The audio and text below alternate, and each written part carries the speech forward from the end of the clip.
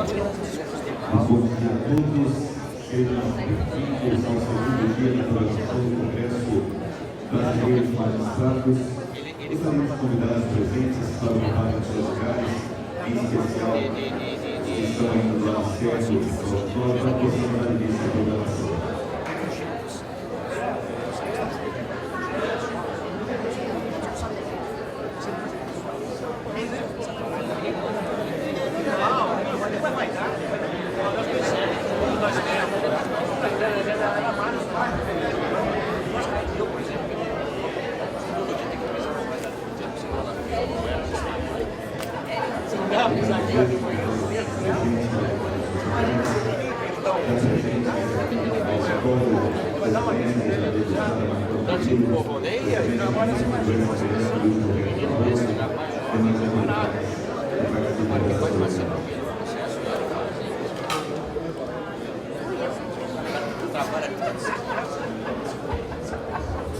Já que os nossos processinhos, pode se falar.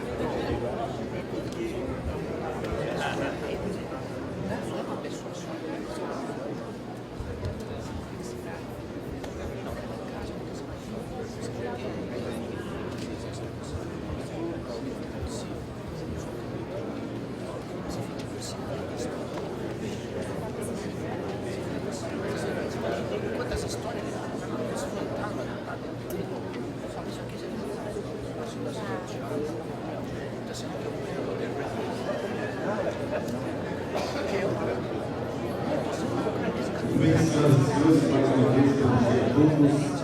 Sejam bem-vindos ao segundo dia de atividades do Congresso Brasileiro dos Magistrados. Antes de dar início ao primeiro painel do dia, gostaríamos de registrar algumas presenças.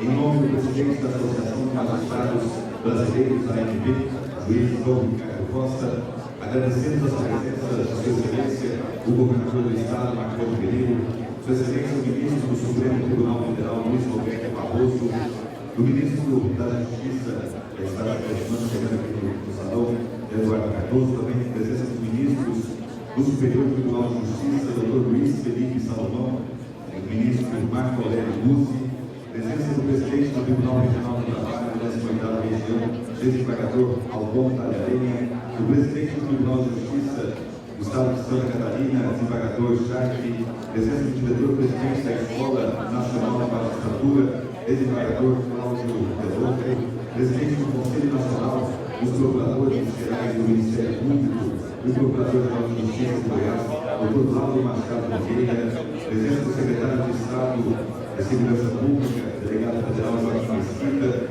beneficiário do Estado-Maior da Polícia Militar de Goiás, representando o Comando-Geral Coronel Victor da Cláudia Júnior e representando o Corpo de Bombeiros, o Coronel Mauro Gonçalves de Deus, além da presença de todos os magistrados e mais convidados, todos os que conhecem, senhoras e senhores.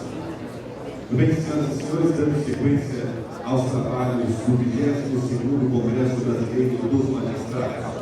Nós teremos, a partir de agora, a conferência com o tema O Direito e a Transformação Social. Inicialmente, nós convidamos para ocupar a mesa a condição de presidente dos trabalhos, Sua Excelência, o desembargador Cláudio Delonte, ele que é diretor-presidente da Escola Nacional da Magistratura.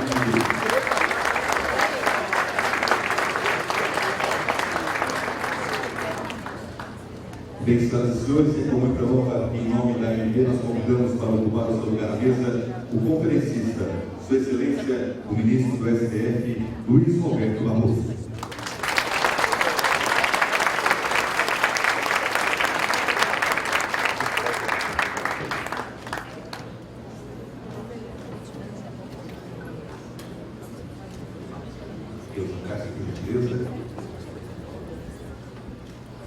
E para realizar as considerações iniciais e a devida apresentação do nosso conferencista, anunciamos as palavras do diretor-presidente da Escola Nacional da Magistratura da AMB, o desembargador Cláudio Delonte. Bom dia a todas e a todos. É uma grande honra poder, em nome da AMB, da Escola Nacional da Magistratura e da Associação dos Magistrados Brasileiros, por delegação do nosso presidente, o juiz João Ricardo Santos Costa, presidir presidir esta mesa, na verdade, para fazer a apresentação dispensável, mas todos conhecem, do nosso queridíssimo ministro Luiz Roberto Barroso, que vai nos falar sobre esse tema tormentoso que é a transformação da sociedade que nós vivemos, a sociedade que a cada dia está sofrendo as mutações próprias da vida humana e o direito aplicado a essas situações. O nosso ministro Luiz Roberto Barroso é formado em Direito, doutor e livre docente pela Universidade do Estado do Rio de Janeiro, ERJ, mestre em Direito pela Yale Law School e Visiting Scholar pela Harvard Law School dos Estados Unidos. É professor titular de Direito Constitucional da UERJ. Entre os livros publicados estão Curso de Direito Constitucional Contemporâneo, Conceitos Fundamentais e a Construção do Novo Modelo, O Novo Direito Constitucional Brasileiro, Contribuições para a Construção, Teoria e Prática da Jurisdição Constitucional no Brasil, A Dignidade da Pessoa Humana no Direito Constitucional Contemporâneo, A Construção de um Conceito Jurídico à luz da Jurisprudência Mundial, A Interpretação e Aplicação da Constituição e o Direito Constitucional e a Efetividade de suas normas. Ficou conhecido por sua atuação como advogado em casos de grande repercussão perante o Supremo Tribunal Federal, como as pesquisas com células Crohn, a equiparação de uniões homoafetivas às uniões estáveis tradicionais e defesa da proibição do nepotismo no Poder Judiciário. É com muita honra para a Associação dos Magistrados Brasileiros ter o ministro Luiz Roberto Barroso para o primeiro painel, a primeira palestra, a abertura desse 22º Congresso Brasileiro de Magistrados. Com a palavra, então, o ministro Luiz Roberto Barroso.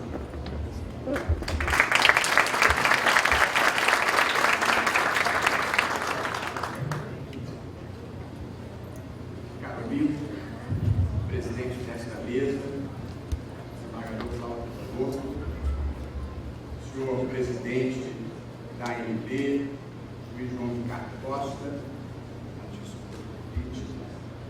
senhor governador do estado de Goiás, uma honra para o senhor aqui, senhor Marconi Merilo, senhor secretário de Segurança de Goiás, Joaquim, delegado federal Joaquim Mesquita, querido amigo, ministro superior do Tribunal de Justiça, Luiz Felipe Salomão, excelentíssimo senhor ministro do Superior Tribunal de Justiça, Marco Aurélio Buzzi, senhora ministra do Tribunal Superior do Trabalho, Delaide Arantes, senhor Aldo do Vale, presidente do Tribunal Regional, desembargador Aldo do Vale, presidente do Tribunal Regional do Trabalho da 18ª Região, meus caros amigos, é muito prazer e muita honra de estar aqui e de compartilhar, querido amigo, ex-aluno, professor Daniel Sarmento, é muito prazer e muita honra estar aqui e de compartilhar com todos algumas reflexões sobre o direito e a transformação social no mundo contemporâneo e no Brasil de maneira particular. Preciso dizer, Cláudio, que esse é o primeiro congresso da ANB que eu compareço como juiz. Eu já estive outras vezes no congresso da ANB, mas como advogado. Antigamente, eu trazia a pessoa amada em 3 dias. Agora eu tenho comunicação mediúnica com o oráculo de Delfos. É uma mudança relevante, eu devo dizer, na vida de uma pessoa. E eu penso que ser juiz nos dias que correm, ser juiz nas circunstâncias brasileiras, é uma situação muito particular que envolve alguns privilégios singulares.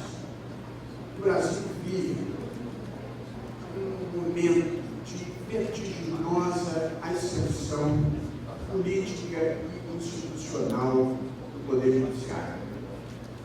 O Poder Judiciário deixou de ser um departamento técnico especializado e passou a ser um verdadeiro poder político que ocupa espaço na paisagem política e ocupa um espaço relevante no imaginário social. Mas nos últimos tempos ocorreu uma mudança extremamente importante no papel que é, de uma maneira geral, desempenhado pelos juízes. É que, na percepção tradicional, os juízes desempenhavam uma função técnica de conhecimento. O grande papel do juiz era identificar as normas aplicáveis e fazer valer, nos casos concretos que iriam julgar, a solução que o Constituinte ou o legislador já havia previsto na Constituição ou nas leis. Portanto, o juiz, tradicionalmente, era o profissional que revelava, no caso concreto, a solução que abstratamente estava contemplada na lei. E a vista a professora Maria Tereza Sadetti tem prestado grande serviço à justiça no Brasil. Esse papel, essa função estritamente técnica de conhecimento, ela progressivamente foi sendo acoplada a um outro papel. É que a sociedade contemporânea, ela é marcada pela complexidade, pelo pluralismo, pela diversidade. O direito, vale dizer, a Constituição e as leis, já não conseguem, no mundo contemporâneo, prever, nos seus relatos abstratos, toda a gama de situações que ocorrem nessa sociedade complexa que nós vivemos. De modo que, em muitas situações, a lei ou a Constituição oferecem apenas um início de solução, uma referência, um princípio ou um conceito jurídico indeterminado. Mas a solução não está inteiramente abrigada ali.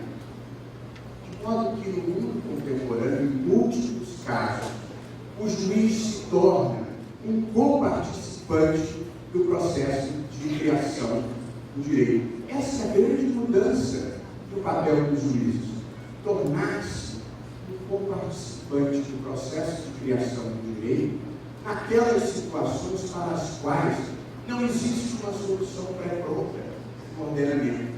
E essas situações se multiplicam no mundo contemporâneo, desde casos relativamente exóticos ou pouco triviais, até uma certa rotina da vida. Vejam, por exemplo, alguns casos reais julgados por tribunais no Brasil ou no mundo. Primeiro, pode um casal de surdo-mudos pretender gerar, mediante engenharia genética, um filho surdo-mudo para que a criança habite no mesmo universo existencial dos pais? Pode uma mulher pretender engravidar do seu marido morto, que deixou sêmen em um banco de esperma, e com isso mudar toda a ordem de invocação hereditária? O caso concreto que foi narrado por uma juíza de São Paulo, havia uma fila de transplante de fígados. Uma senhora chega ao primeiro lugar do fígado e recebe o fígado. A fila anda e o cavaleiro chega ao primeiro lugar do fígado. Quando o novo fígado se torna disponível e vai para esse cavaleiro, a senhora que recebeu o fígado anterior tem uma rejeição. E então ela pede o novo fígado. E a juíza tinha que decidir quem é que ia receber o fígado. Se era a senhora que teve a rejeição ou o cavaleiro que estava em primeiro lugar do fígado. Qual é o traço comum desses três exemplos relativamente inusuais que eu acabo de alinhar aqui? O traço comum é que não havia em nenhum deles uma solução pré-pronta no ordenamento jurídico. O juiz, no caso concreto, teve que construir argumentativamente a solução que ele considerava adequada. Este é um novo papel dos juízes, sobretudo na interpretação constitucional e, sobretudo, na interpretação dos casos difíceis, que são aqueles para os quais, precisamente, não existe uma solução pré-pronta no ordenamento jurídico. Eu dei exemplos incomuns, mas a rotina da nossa vida inclui casos de colisões de normas constitucionais, de colisões de direitos fundamentais rotineiramente ou de princípios constitucionais. A Constituição, por exemplo, abriga livre iniciativa e proteção do consumidor. Beleza, dois valores que nós todos apreciamos. Mas no caso concreto, a pergunta é legítimo ou não o controle de preços dos planos de saúde? Porque isso protege o consumidor, mas excepciona a livre iniciativa. Ou, para usar um caso recentemente decidido pelo ministro Salomão, colisão entre liberdade de expressão e direito de privacidade. Existe ou não existe um direito ao esquecimento?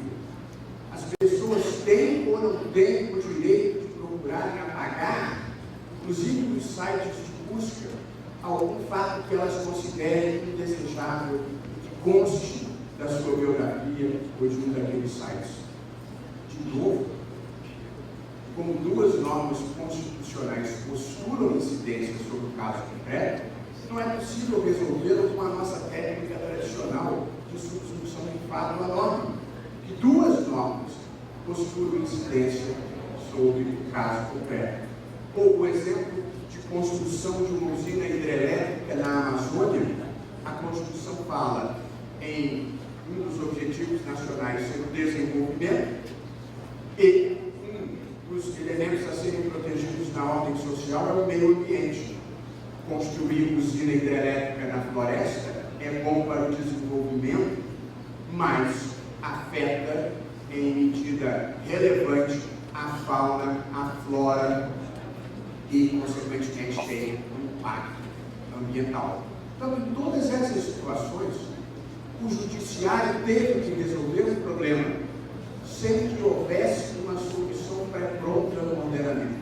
O juiz se tornou um co-participante do processo de criação do direito. Ele tem que construir argumentativamente a norma que vai solucionar o caso concreto, frequentemente mediante ponderação, mediante concessões recíprocas entre os valores em jogo e, em certos casos, fazendo escolhas, eventualmente escolhas trágicas.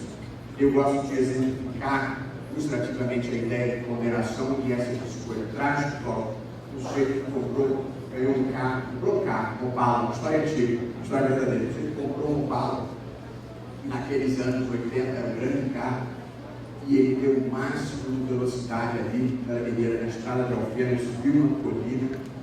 Quando ele, com máxima velocidade, começa a descer a colina, ele vê que vem atravessando um enterro. E ele fica desesperado, porque ele se dá conta que ele não vai conseguir parar. E aquela gente toda atravessando, e ele fala assim: ai meu Deus do céu, vou virar no caixão. Essa é a escolha prática que a gente tem que fazer em certos casos de ponderação. Portanto, os juízes têm que fazer escolhas trágicas rotineiramente na vida, sobretudo na jurisdição constitucional.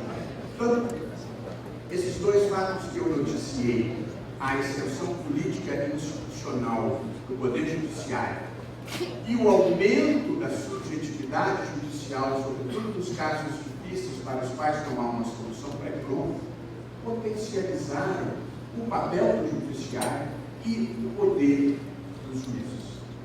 Diante dessa constatação, eu devo dizer que gostaria de compartilhar uma notícia boa e uma notícia ruim. A notícia ruim é que o Judiciário não vai mudar. O Judiciário não é capaz de mudar. O que muda no mundo é mobilização social, mobilização cívica e política de qualidade. Portanto, para bem e para mal,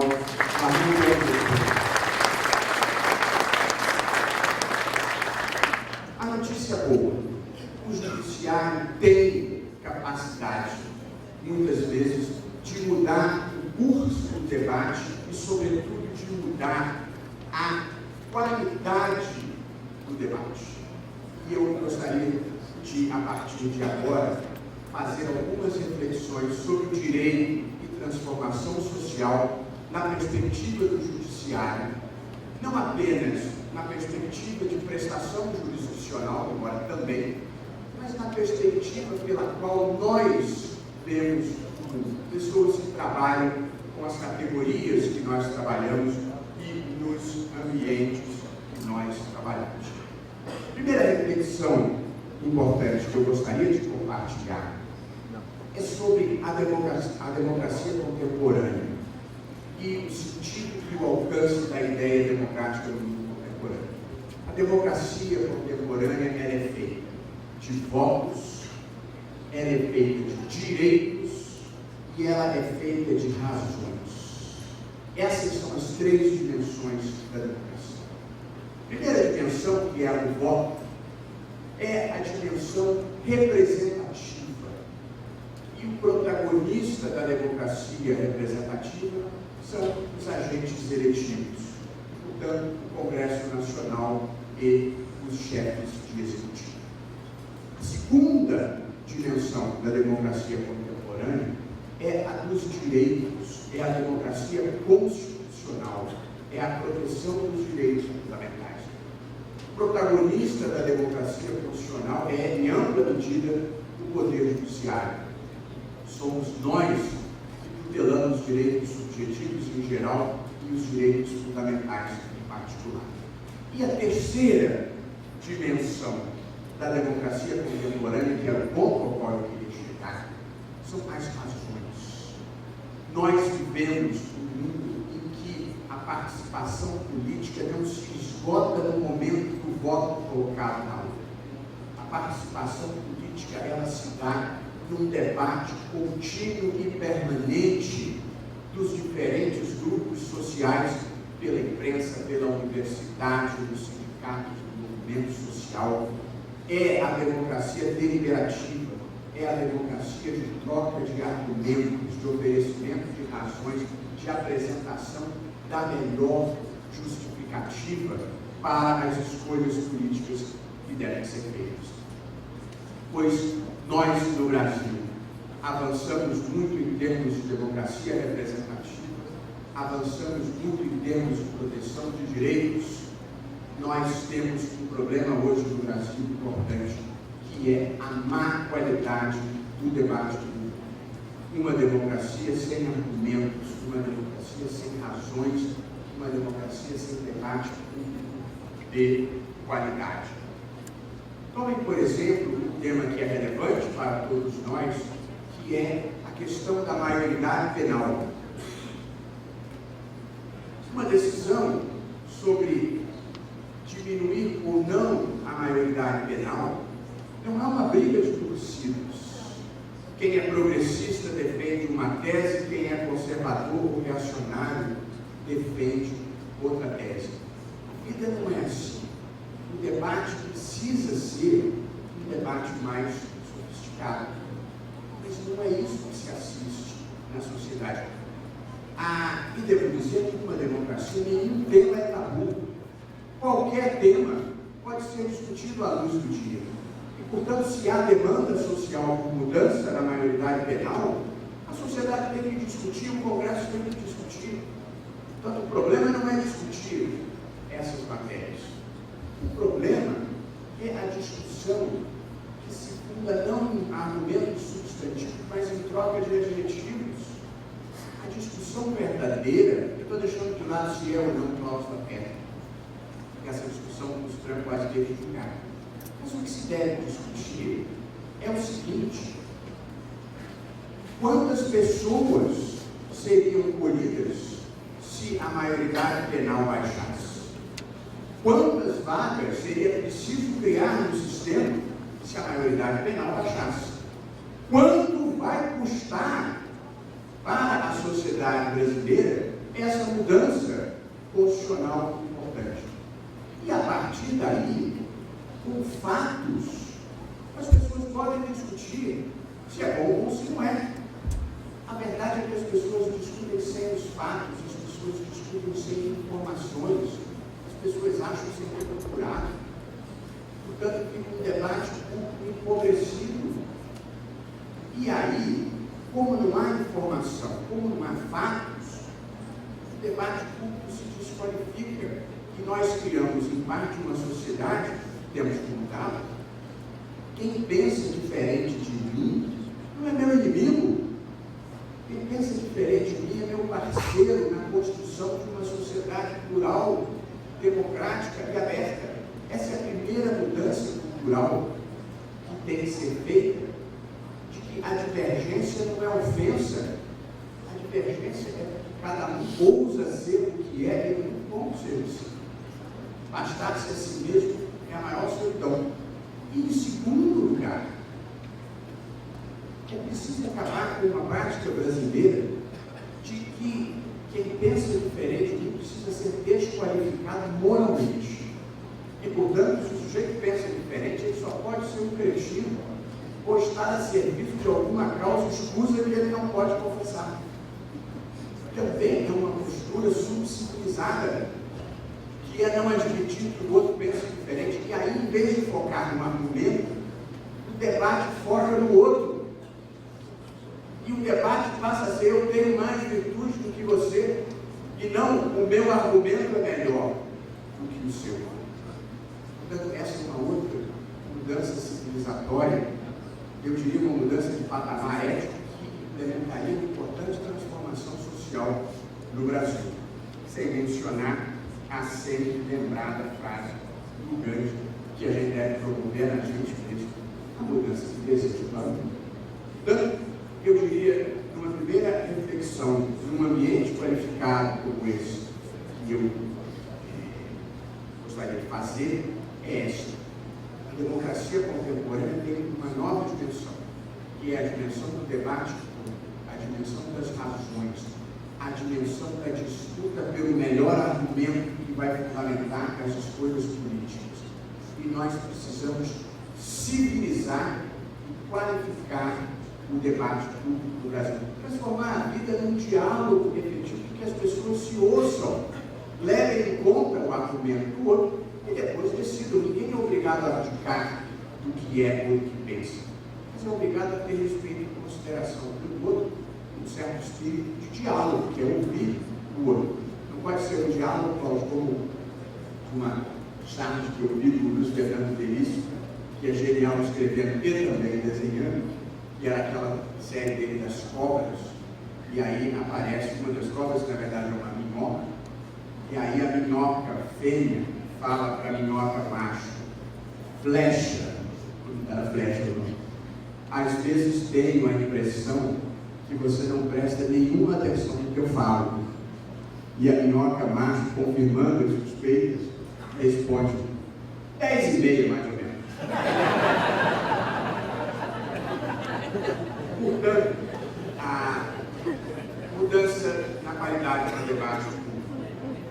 Há uma outra mudança. Eu sou um político constitucional, as minhas preocupações são todas institucionais e não políticas.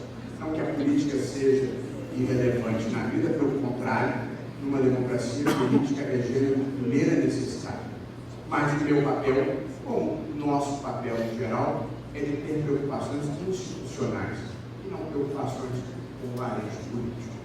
Mas há um risco institucional em relação ao sistema político brasileiro que eu gostaria de compartilhar com todos, porque nós precisamos empurrar essa agenda, uma agenda da sociedade, que é uma circunstância do sistema eleitoral brasileiro. O sistema eleitoral brasileiro, nas eleições para a Câmara dos Deputados, ele se serve de um modelo que é uma eleição, um sistema proporcional com voto em lista aberta. Esse é, governador, o nosso modelo. Nesse modelo brasileiro, por estatísticas do TSE, menos de 10% dos deputados federais são eleitos com votação própria. E, portanto, mais de 90%, 92% dos deputados são eleitos pela transferência de votos do partido. Cada partido faz o número de candidatos correspondente à sua votação, o sistema é proporcional, calcula-se o quociente eleitoral, calcula-se o quociente partidário, fazem-se as alocações de vagas. Portanto, 92% dos deputados são eleitos sem votação própria. Qual é o dramático problema institucional que isso cria no Brasil? É que o eleitor, ele não sabe quem elegeu, porque 92% dos deputados não foram eleitos com votação própria. O eleitor não sabe reconduzir o seu voto a um candidato eleito.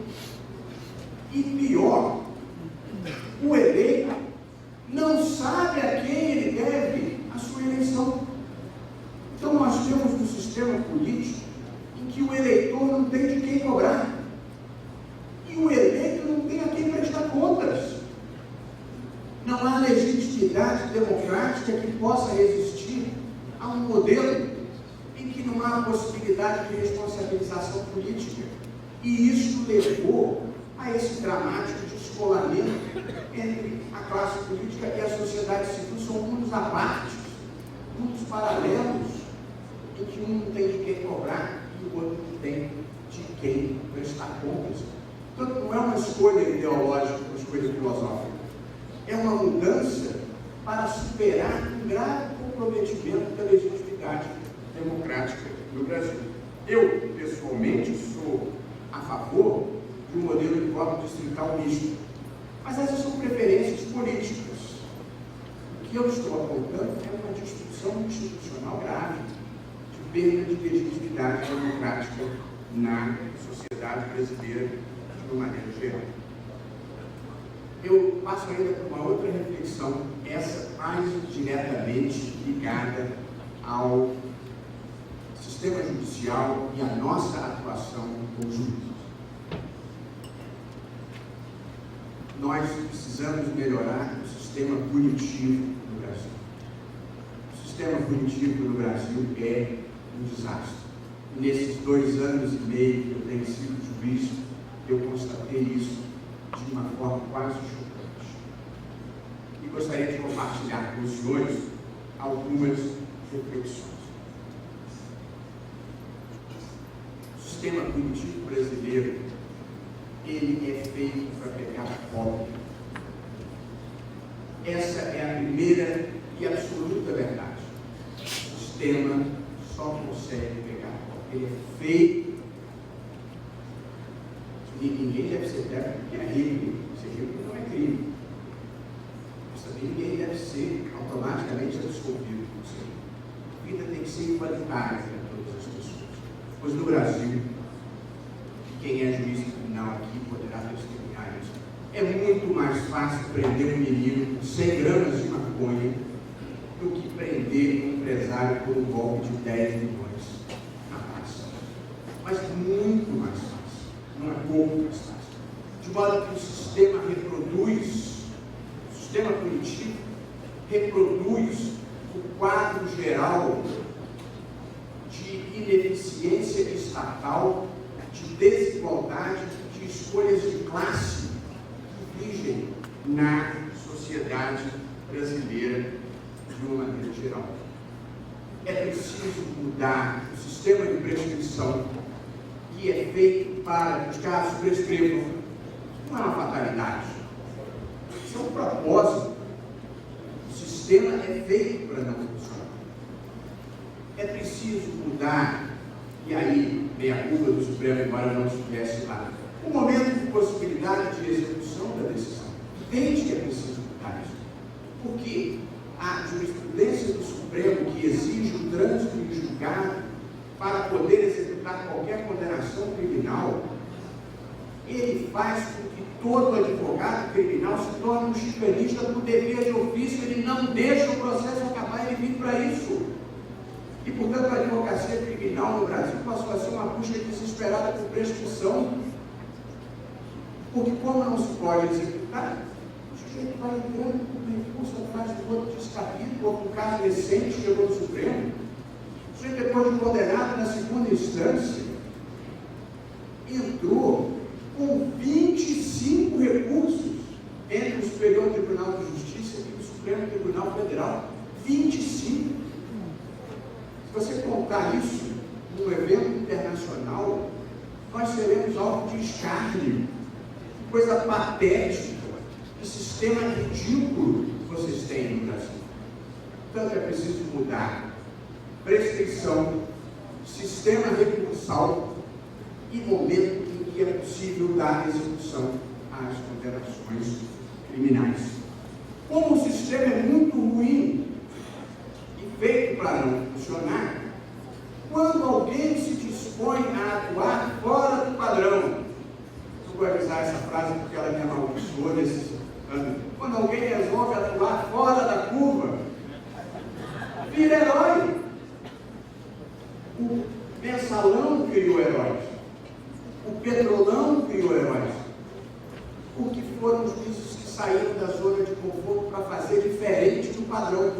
E quando uma sociedade precisa de heróis, é porque as instituições não estão funcionando. Porque se as instituições punissem regularmente corruptores e corruptos, quem faz isso não seria um ponto fora da curva. Mas como a punição é a exceção, nós criamos um modelo que precisa de heróis porque as instituições não funcionam. Portanto, eu que tenho uma visão moderada do direito penal, não acho que o direito penal seja uma solução formidável para problema algum, mas toda sociedade civilizada precisa de algum grau de direito penal, porque o direito penal, de certa forma, também protege os direitos fundamentais. Existem os direitos fundamentais do acusado, que devem ser respeitados, e existem os direitos fundamentais da sociedade, que também precisam ser preservados. Portanto, um direito penal moderado, sem excesso de criminalização, sem exacerbação de penas, mais sério, é o que nós estamos precisando. E parte do problema é essa sociedade de compadrio que nós criamos, em que a classe dominante brasileira criou um modelo que nenhum dos seus possa ser punido. E nós precisamos enfrentar e mudar isso.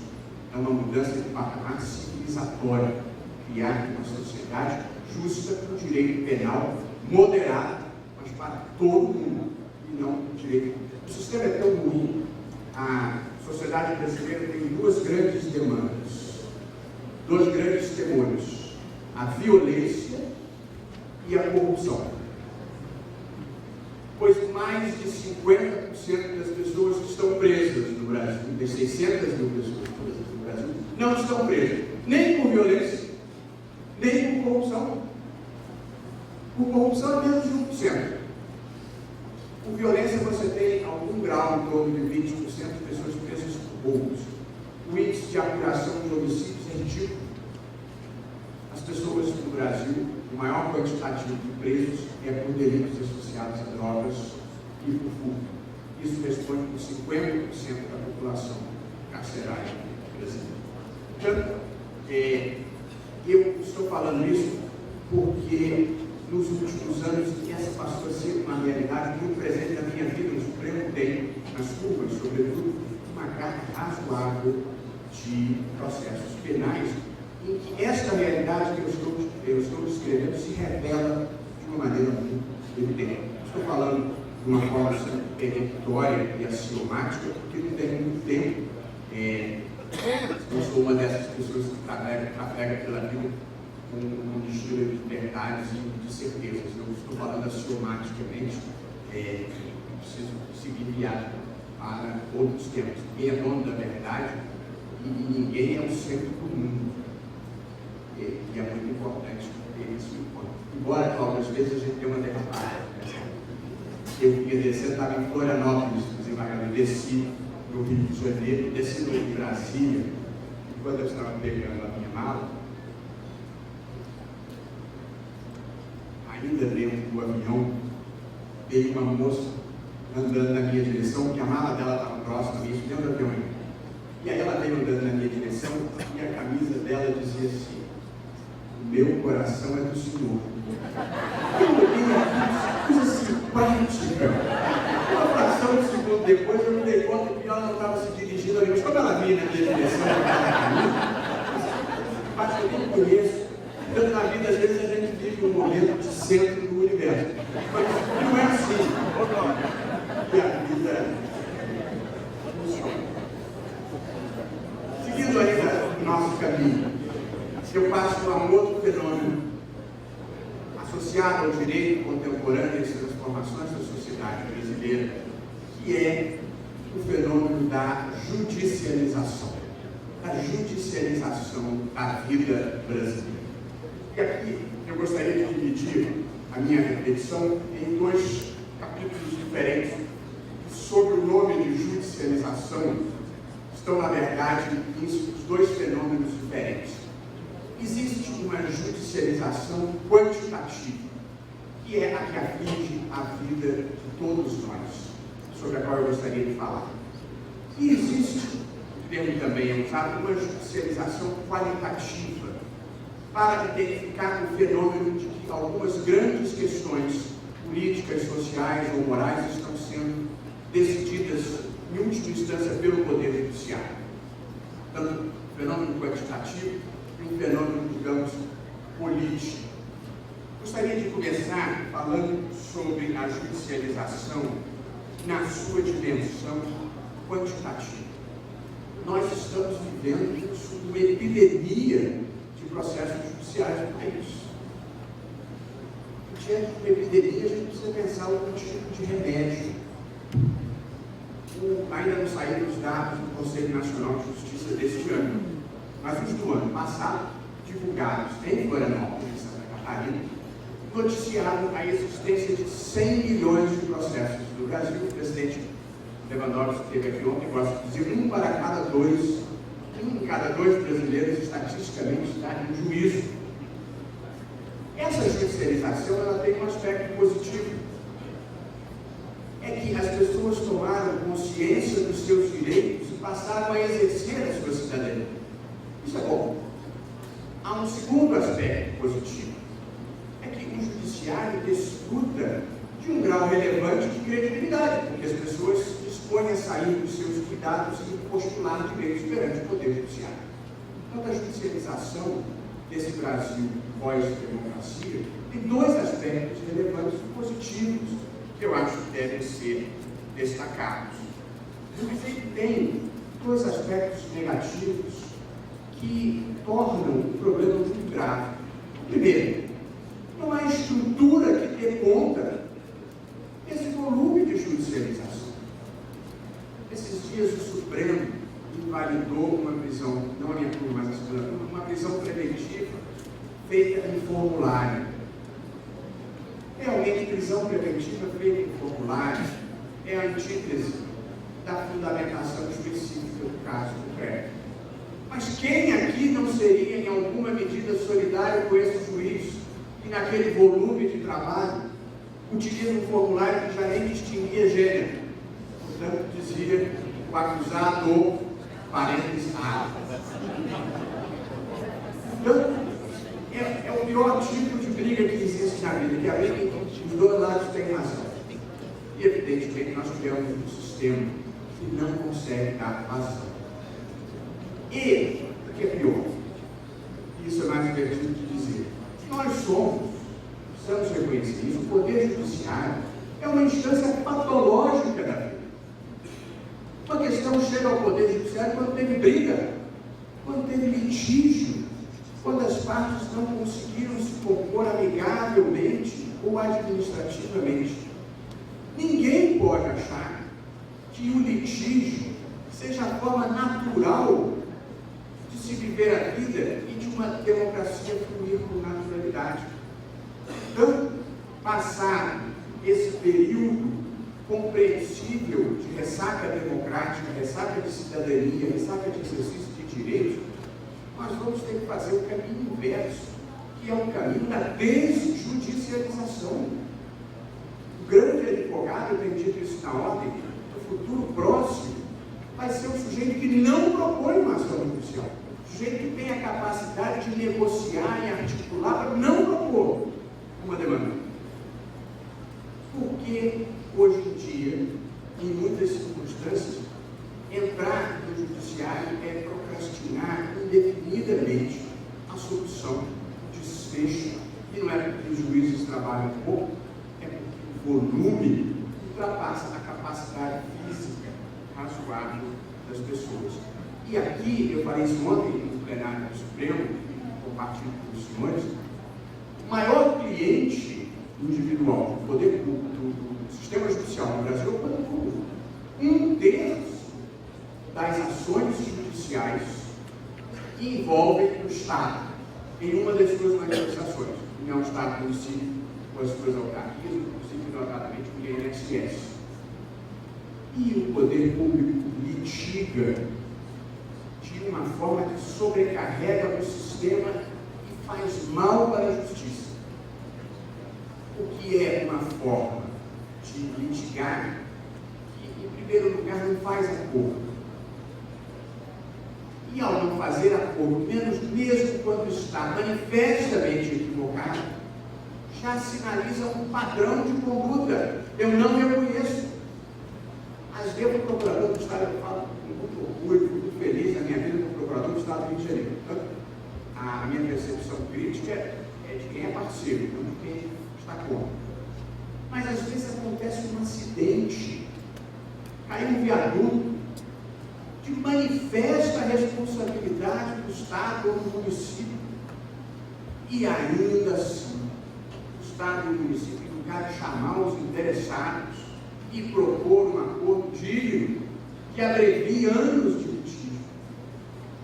O poder público faz o contrário, litiga 10 anos e a indenização fica para os herdeiros e não para quem eventualmente teve uma perda de membro, ou seja, lá um tempo. Esse é um estilo de litigar e depois de não fazer acordo, recorre de tudo. Mesmo que a jurisprudência esteja pacificada do Supremo, do STJ, do Tribunal, eles recorrem de tudo. É a mentalidade de empurrar para frente, empurrar para o outro. Mas um dia chega a conta e a conta chega muito maior, porque chega com correção monetária, porque são critérios desatinados. Nós temos que com juros. Então, é preciso acabar com essa cultura de recorrer tudo para ganhar tempo. Já é ruim no particular em relação ao poder público e moral. O poder público tem que estabelecer um paradigma, um padrão de desjudicialização do poder público, tem que fazer acordos honestos, tem que parar de recorrer quando não tem razão. E isso permitirá que uma justiça vai ser justiça no mundo civilizado. É feita em 6 meses, 1 ano, 18 meses. Se o processo for muito complexo, o Brasil é um escândalo. Nós não julgamos o Supremo, o sujeito entrou com a ação em 2002. Em 2015, o Supremo estava dando a última decisão do processo. Ninguém pode achar que isso seja razoável, ninguém pode ser feliz atuando num sistema que funciona assim. Mas não foi um caso excepcional. Quer dizer, a regra é uma grande quantidade de processos. Leva uma década. Um desastre, o sistema é um desastre da cidadania, é quase um desastre para a autoestima de quem vive neste ramo de atuação. É claro que a justiça tem o seu time. A justiça nem sempre pode ser rápida. Tem um amigo dele na Índia e tomou um táxi e o táxi avançou o sinal, o guarda apitou, mandou o sujeito abaixar o vidro, foi lá e pá! Teve um cascudo, motorista, disse, agora pode ir. Isso é justiça rápida, mas é rápido demais. O olho aplicou a sanção, transitou em julgado, já cumpriu a pena. Mas a vida não pode.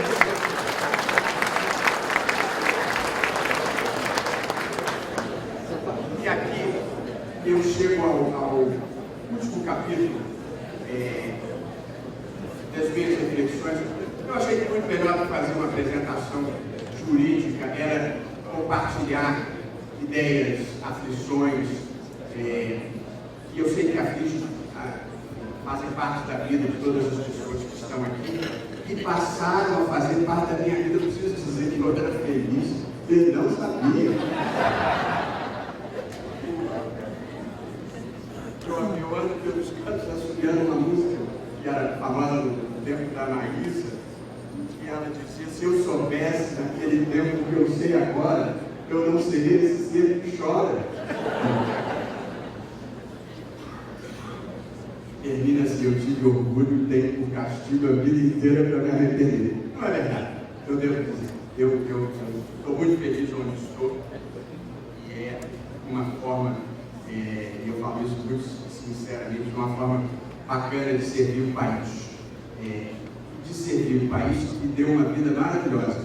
E, portanto, eu tenho escola pública, primário, secundário, faculdade, enfim, tive sucesso como advogado, viajei pelo mundo como professor, portanto, estou muito feliz e realizado. E estar no Supremo, agora contra-pé da Bengala, era o único contra-pé da Bengala. Eu tinha a ambição de ficar nem meia hora mais, mas vou cumprir a minha agora. Mas é uma forma de servir ao país, assim, procurar fazer o bem. O poder de fazer o bem é uma delícia. Como todos nós sabemos. Enquanto eu estou brincando, mas não estou nem arrependido, nem infeliz. Embora tenha desenfeliz. A última questão que eu gostaria de falar é compartilhar um pouco a minha visão sobre o papel do Supremo Tribunal Federal e alguns capítulos da minha apresentação, que rigorosamente dentro do tempo que não foi nada. Eu penso que o Supremo desempenha 3 papéis diferentes. O primeiro papel é um papel que na teoria constitucional é referido como papel contra-majoritário. É o papel pelo qual o Supremo Tribunal Federal pode invalidar atos do Poder Executivo e pode invalidar atos do Poder Legislativo, por exemplo, declarando uma lei inconstitucional. Esse papel, ele se diz contra-majoritário porque os 11 ministros do Supremo que não tiveram nenhum voto sequer podem sobrepor a sua vontade, a sua valoração sobre aquela feita ou pelo presidente da República, que teve mais de 50 milhões de votos, ou pelo Congresso Nacional, cujos membros foram eleitos.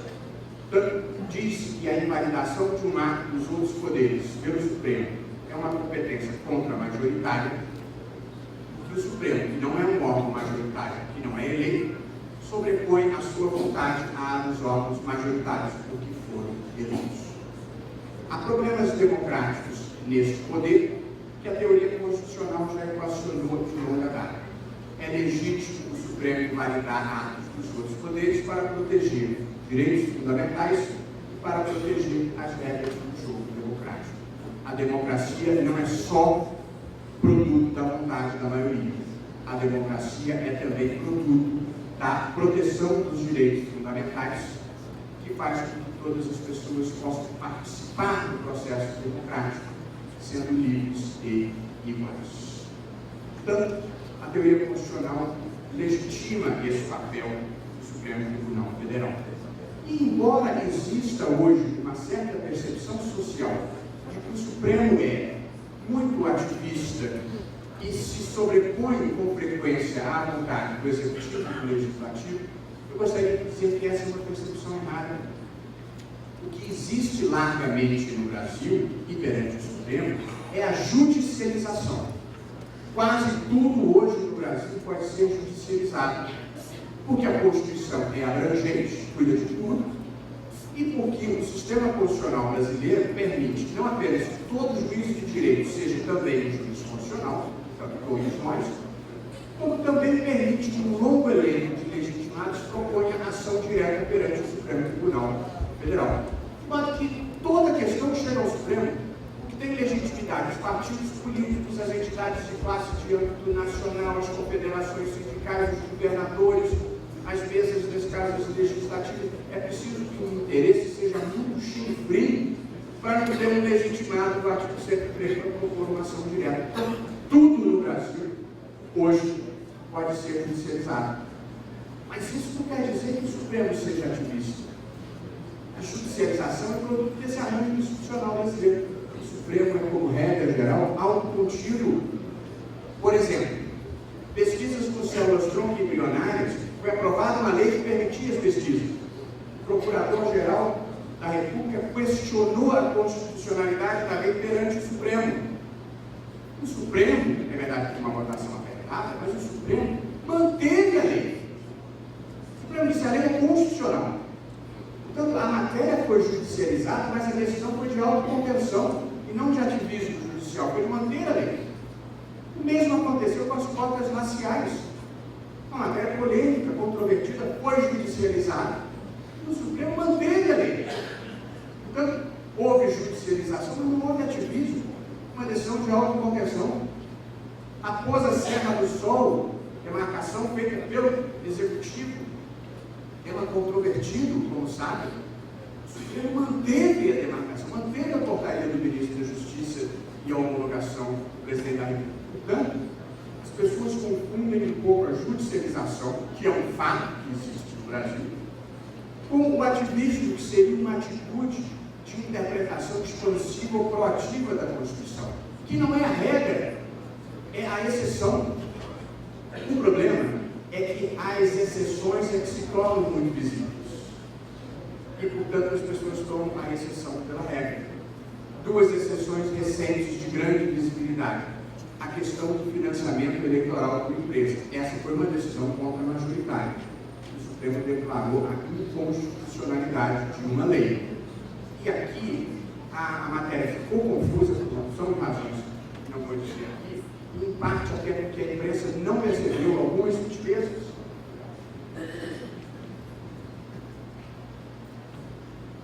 E vou dizer qual é a minha posição. Se a empresa pode ou não pode participar do financiamento eleitoral, é uma questão política, amigo. Quem tem que decidir é o Congresso. Eu até não gosto. Não interessa se eu gosto ou não. Saber se é constitucional. Portanto, essa é uma matéria do Congresso. O que eu considerei inconstitucional e declarei inconstitucional foi esta lei que regulamenta o financiamento eleitoral, porque esta lei não tem restrições mínimas. Por exemplo, permite que a mesma empresa financie o candidato Aécio, a candidata Dilma e a candidata Marina. Se uma mesma empresa financia os três candidatos que têm chance, ela não está exercendo um direito político, para quem acha que a empresa tem direito político. Ou ela foi achacada, ou ela está comprando um favor futuro. Qualquer uma das duas possibilidades é péssima, é uma imoralidade. Segundo lugar, a empresa que fez doação para a campanha não pode ser contratada pela administração, porque senão um favor privado, que foi a doação, vai ser pago com dinheiro público, que é o contrato administrativo, de novo uma imoralidade. Em terceiro lugar, a empresa que recebe financiamento público, financiamento do BNDES, não pode financiar candidato. Primeiro, que vai estar usando dinheiro público de todo mundo para financiar o candidato da sua preferência, como ainda porque vicia o procedimento de empréstimo. O sujeito já empresta para receber a doação. Portanto, a lei é que é ruim.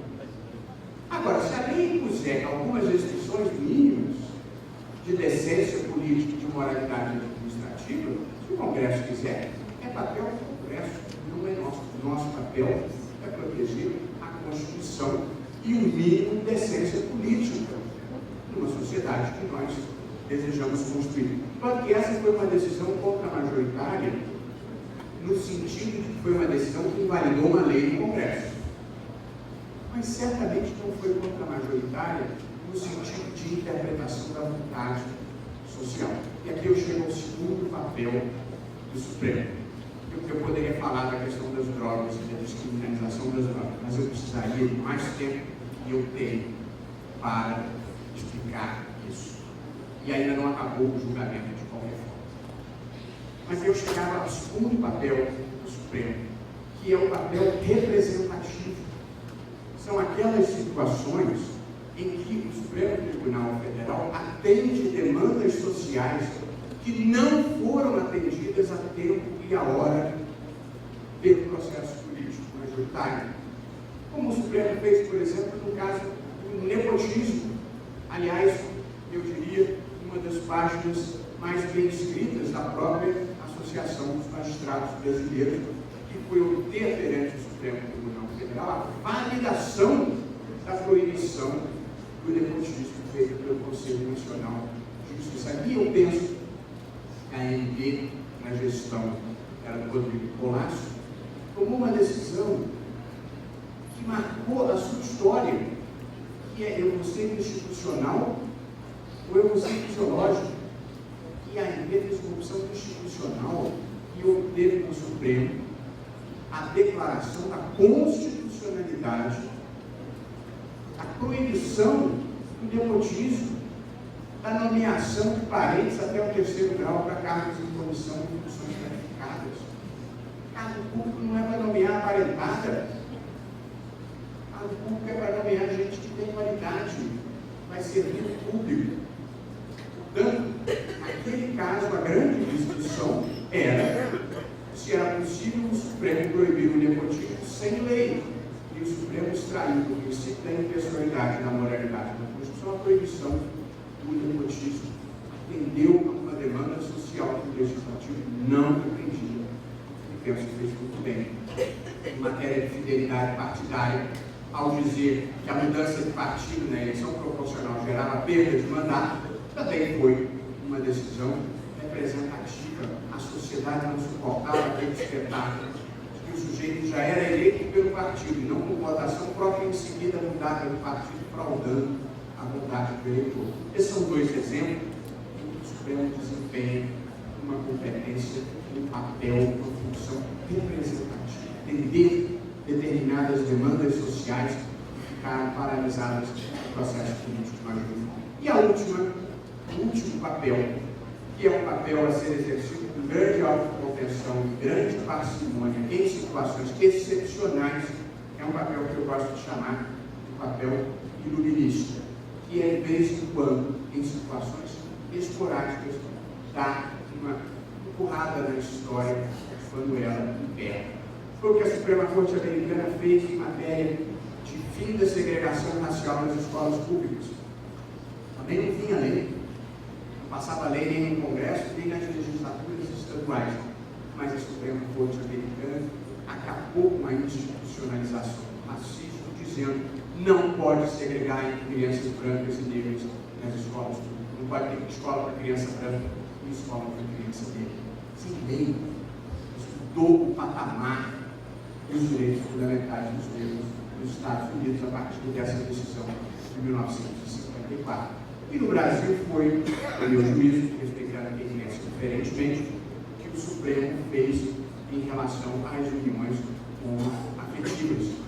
Não vinha lei, possivelmente nem era um sentimento majoritário na sociedade, mas era um avanço civilizatório que era preciso dar.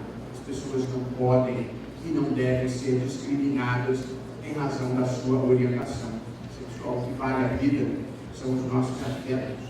E o Estado não tem o direito de desqualificar o afeto de alguém, dizendo a sua união não vale o mesmo que vale as outras. De novo, com respeito às pessoas com motivo religioso ou qualquer outro que pensem diferentemente. O Estado é laico e as pessoas são iguais. Portanto, essa foi uma posição iluminista. Ela não era nem contra-majoritária, porque não havia lei, nem representativa, porque não correspondia a um sentimento majoritário. Mas era um avanço, era um compromisso com a história. Os juízes têm compromissos com o sentimento social. Em primeiro lugar, tem compromisso com o material jurídico que lhe cabe aplicar. Depois tem compromisso com o sentimento social, com o espírito do seu tempo e com o curso da história. E, vez por outra, é o nosso papel dar um empurrãozinho na história. Evidentemente, sem arrogância, sem pretensão. Ninguém nessa vida é bom demais. Eu gosto de uma história que dizem que o Picasso, quando morava na França, ele saía nas ruas para Paris sem dinheiro no bolso. Sentava no restaurante, pedia um prato, quando vinha a conta, ele pegava o guardanapo, fazia um desenho breve, assinava, dava para o garçom levava para o gerente, ficava o fórum e passava a ter um original do Picasso que pagava. E aí conta a lenda, numa ocasião ele precisava de compras no supermercado, pegou uma folha A4 maior, fez um desenho mais caprichado e entregou para a sua funcionária que foi ao supermercado, e ela voltou no supermercado, sobraçando aquelas compras todas, e trouxe com ela papel, tinha um desenho rabicho, assim, um desenho horroroso. E o Picasso perguntou para a empregada, lá é isso. Esse virou e disse que tinha troco.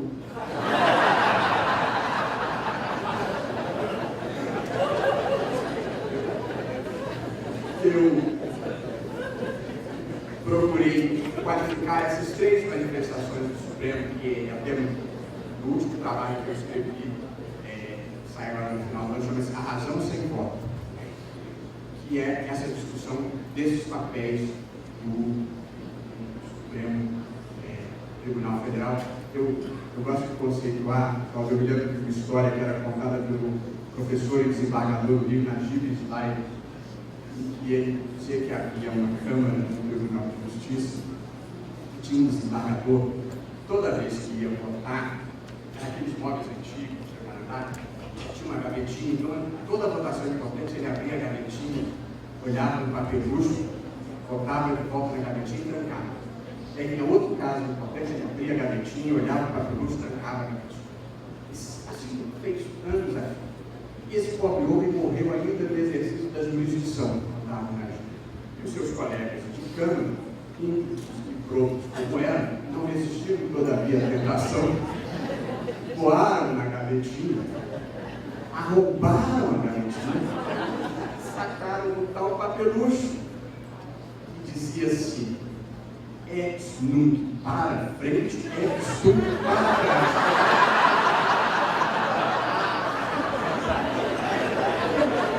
Cada um nessa vida sabe as dificuldades que carrega.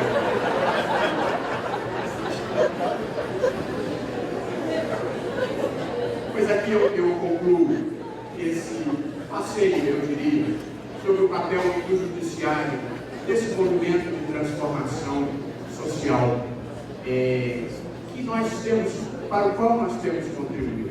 Eu gosto de lembrar desses momentos, nós vivemos um momento difícil, politicamente difícil, economicamente difícil, institucionalmente bem, eu diria. Eu gosto de lembrar, quando tudo parece mal, de alguns dados históricos que me fazem bem ao espírito. E eu gostaria de compartilhar com todos, para que possa fazer bem ao espírito de outros também. Que é o seguinte: o Brasil só surgiu verdadeiramente como país em 1808, com a vinda da família real fugindo de uma Europa à mercê de Napoleão. Até 1808, os portos eram fechados. A metrópole não permitia comércio. Não havia estradas no Brasil, não proibia a abertura de estradas. Não havia manufaturas, para proibir que houvesse manufaturas no Brasil para poder comprar de fora. Não havia dinheiro. Todas as trocas eram feitas por escambo. Nós estamos em 1808, com 207 anos. Além disso, 98% da população era analfabeta. Não havia escola. 1/3 da população era de escravos. E nós éramos herdeiros, somos herdeiros de uma tradição adorável dos nossos irmãos portugueses, que era a tradição do último país da Europa a acabar com a Inquisição, do último país da Europa a acabar com o tráfico de escravos, do último país da Europa a acabar com o absolutismo. Então, nós não somos herdeiros da tradição da Magna Carta de 1815. Então, em 1808, há 207 anos, este era o quadro brasileiro e esta era a nossa herança cultural.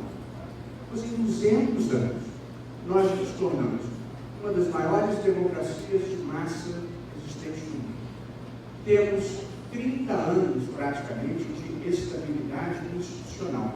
Somos uma das 10 maiores economias do mundo, apesar de todo o vendaval que está acontecendo. O Brasil foi o maior sucesso do século XX.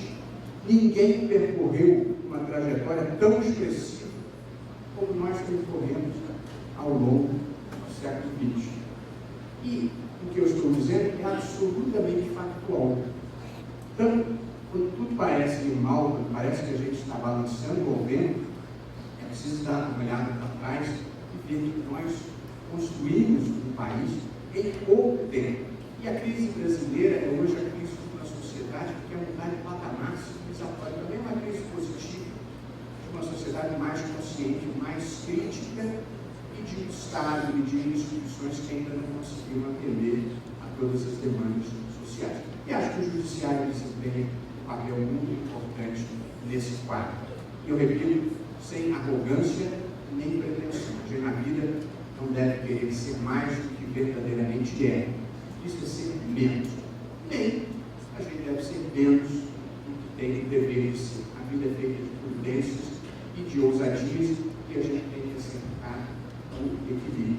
Eu gosto de dizer que a jurisdição deve ser prestada, e a jurisdição constitucional em particular deve ser prestada do mesmo modo que eu acho que a vida deve ser vivida, com valores, com determinação, com um pouco de bom humor e com humildade. Muito obrigado.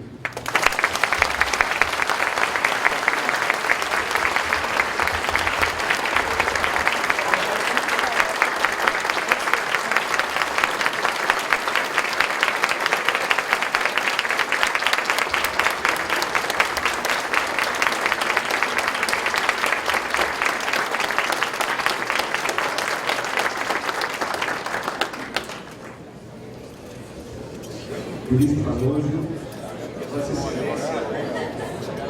Vossa Excelência traz para a abertura esses trabalhos de hoje, do 22º Congresso Brasileiro de Magistrados, uma palavra de esperança, uma palavra que coloca o Poder Judiciário brasileiro realmente na sua posição de poder da República, de poder onde a Constituição brasileira assegura que toda a sociedade encontrará nos seus juízes o caminho de controle desses circuitos de poder ou esse controle contra a majoritária. Eu queria dizer a Vossa Excelência que na administração do nosso presidente, João Ricardo dos Santos Costa, a ENB tem apoiado de maneira excepcional o trabalho da Escola Nacional da Magistratura da Associação, e nós estamos no nosso estande, que está aqui ao lado, com o guia de cursos para 2016 já disponível, inclusive com a possibilidade de inscrições em cotas que lá foram colocados, e a nossa grade de cursos para o ano que vem é exatamente uma grade que procura mostrar essa missão da Associação dos Magistrados Brasileiros e da magistratura brasileira no sentido de fazer o controle desses circuitos de poder, essa função contra-majoritária, enfim, questões metodológicas de efetividade do direito e do Poder Judiciário. Eu tenho a honra de passar às mãos de Vossa Excelência uma pequena lembrança da Associação dos Magistrados Brasileiros para registrar nosso agradecimento pela sua presença neste evento.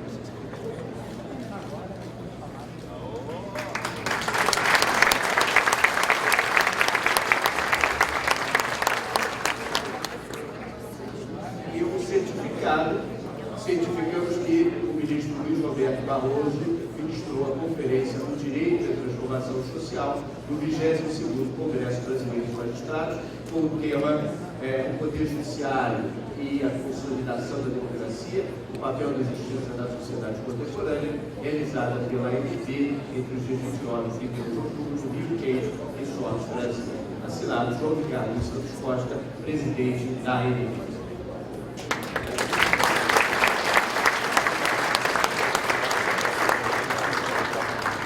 Agradecemos então, ministro, a sua colaboração e esperamos encontrá-lo novamente nos próximos eventos da nossa associação.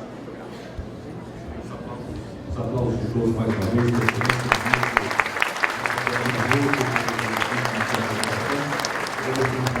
A Comissão dos Trabalhos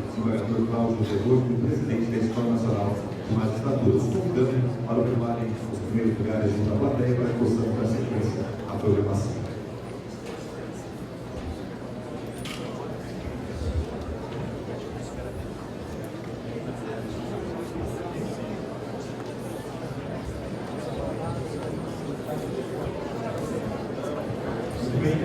Gostaríamos de comunicar a todos que a programação terá início de imediato. Nós não temos previsão de interface. Antes, porém, gostaríamos de agradecer por registrar e agradecer as presenças do presidente da ASMIC, dos seus parceiros magistrados da ESA, o juiz Gilmar Coelho. Agradecer também a presença do conselheiro do Senado Nacional do Ministério Público, juiz secretário do Presidente